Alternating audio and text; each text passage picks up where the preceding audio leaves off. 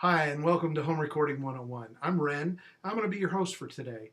We're going to wrap up our series on equipment that you're going to need for your home recording studio. And today, in episode 8 of our series, we're going to talk about MIDI controllers. What is a MIDI controller? Well, it's a device that you can use to control different functions within your digital audio workstation. They can come in a couple of formats. One would be like a keyboard controller that has piano keys to utilize with software instruments.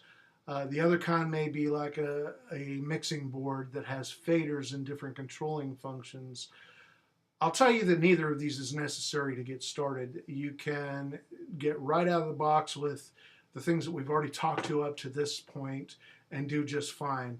If you find that you need to have a piano sound that is a software-based piano, then you will need to have something that will trigger that device. In other words, like a keyboard MIDI instrument. These types of things don't usually make any sound, but only control the software that you're trying to get sound out of.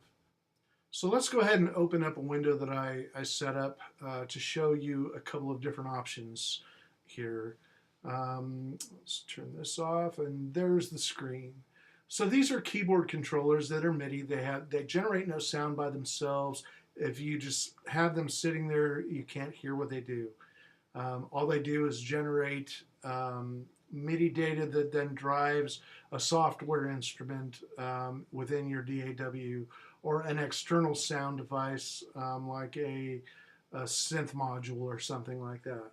So I use the M Audio brand and I really like them. Mine is an Oxygen, and I use a 61 key Oxygen controller. And let me see if I can find something like that here. Here we go, the Oxygen 61. This is a $229 device, and this will control anything that you need. It has, you can see trigger pads up on the top of it for if you want to bang out a beat for a drum kit, you can use those to do that. It also has shuttle controls that you can use to control your DAW.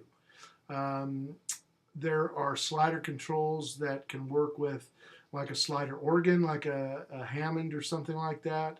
And it's just really a good functional controller. It has a pitch wheel as well as a modulation wheel, and you can save settings in a number of different presets. So for $229, it's really a good value.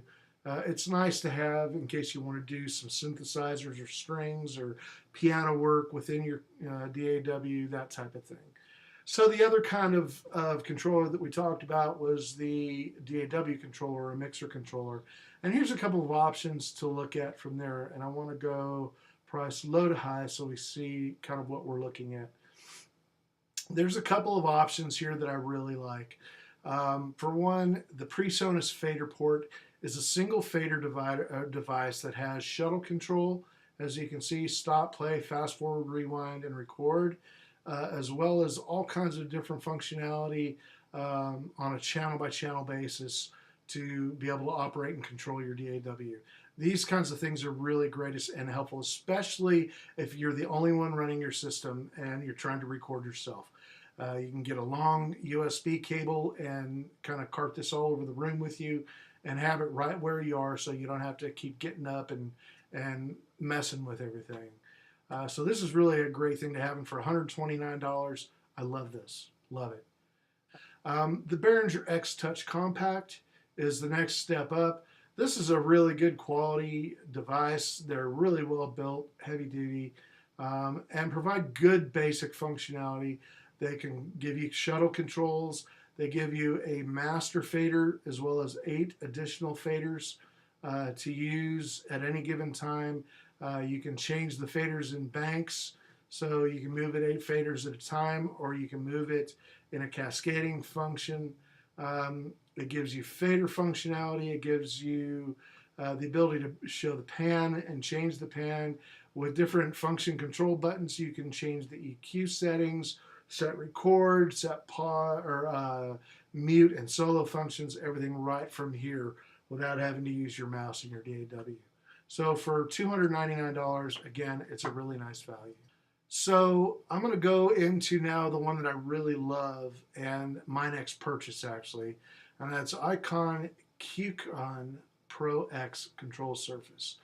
Now this surface has the main surface here, which is a very high quality motorized fader, has a strip here that you can see all the data about the track, another strip up here that talks about different functionalities of your turn controls, your knob control at the top.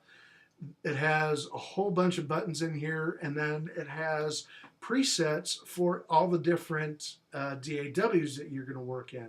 So for Cubase, there's a formatted sheet that you drop over all of this. It shows you what each button does within Cubase. Same for Pro Tools and all the other major DAWs. So I really love this as a functional mixing desk for your workstation. So that's what a DAW controller will do for you, and some different options and price points to look at.